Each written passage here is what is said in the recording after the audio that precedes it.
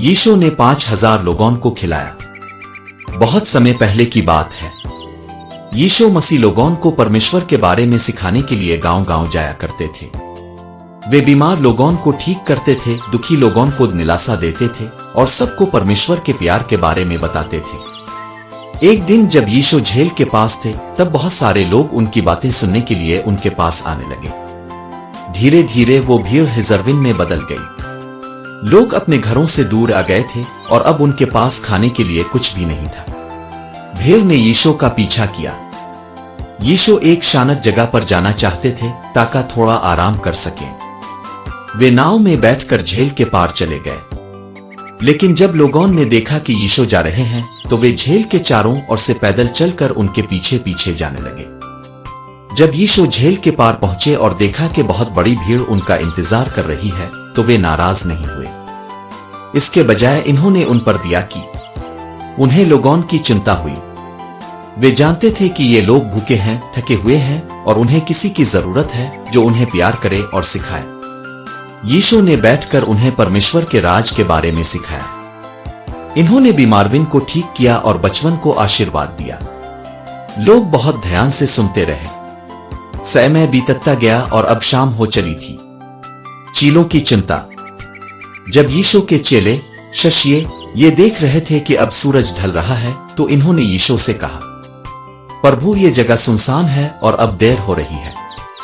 लोगों को गांव में भेज दीजिए ताकि वे कुछ खाने का इंतजाम कर सकें। लेकिन यीशु ने जवाब दिया, उन्हें जाने की जरूरत नहीं है, तुम ही उन्हें खाना दो। चेले हैरान हो गए। इतने सारे लोगों को खाना देना। उनके पास तो खुद के लिए भी बहुत थोड़ा सा खाना था। एक छोटा लड़का और उसका भोजन। तभी एक चेला उंदरयास यीशु के पास आया और कहा, यहाँ एक लड़का है जिसके पास 5 जो की रोटियां और 2 मछलियां हैं, लेकिन इतने लोगों के लिए ये कितना कम है। जी हाँ, इस छोटे से लड़के ने अपना खाना देने का निर्णय लिया था। 5 रोटियां और 2 छोटी मछलियां, ये बहुत थोड़ा था, लेकिन जब हम अपना थोड़ा भी दिल से देते हैं तो परमेश्वर उसका बड़ा काम कर सकते हैं। यीशु ने कहा, लोगों से कहो कि वे घास पर बैठ जाएं। यीशु का चमत्कार। सब लोग समूहवन में बैठ गए, कुछ 50 के सिंबों में, कुछ 100 के। अब पूरा मैदान लोगों से भर गया था। केवल पारेशी लगभग 5,000 थे और अगर औरतें और बच्चे भी जोड़े जाएं तो संख्या और भी अधिक थी।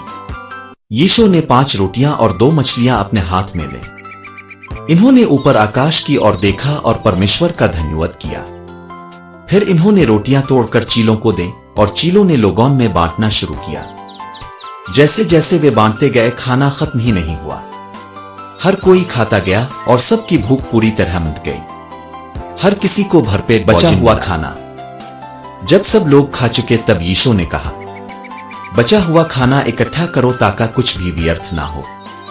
चीलों ने टोकरियां अल्फाटे और बचा हुआ खाना इकट्ठा किया। सोचो, इन्होंने कितनी टोकरियां भरी? 12 टोकरियां। ये तो एक चमत्कार था। इस चमत्कार से क्या सीख मिलती है? यीशु मसीह को हमारी जरूरतों की चिंता है। जब हम अपना थोड़ा सा भी खुशी से देते हैं तो परमेश्वर इसे बहुत बढ़ा सकते हैं। यीशु में बहुत सामर्थ है। वे असनिबेओ को सिम्बेओ कर सकते हैं। वे केवल लोगों को भोजन नहीं देते, बल्कि उन्हें आत्मिक रूप से भी भोजन देते हैं, अपने वचनों से, अपने प्रेम से। बच्चों के लिए विचार। क्या तुमने कभी किसी के साथ अपना खाना बांटा है?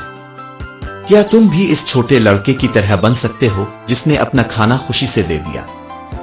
क्या तुम परमेश्वर पर भरोसा करते हो कि वे तुम्हारी जरूरतें पूरी करेंगे? याद रखने के लिए पद।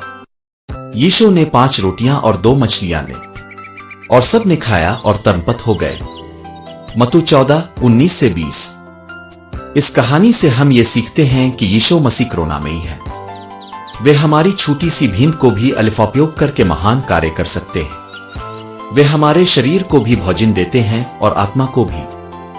जब भी हम किसी जरूरतमंद की मदद करते हैं, अपना थोड़ा सा अमेई भोजन प्रेम बांटते हैं, तब हम भी इस चमत्कार का हिस्सा बन जाते हैं जैसा इस दिन हुआ था।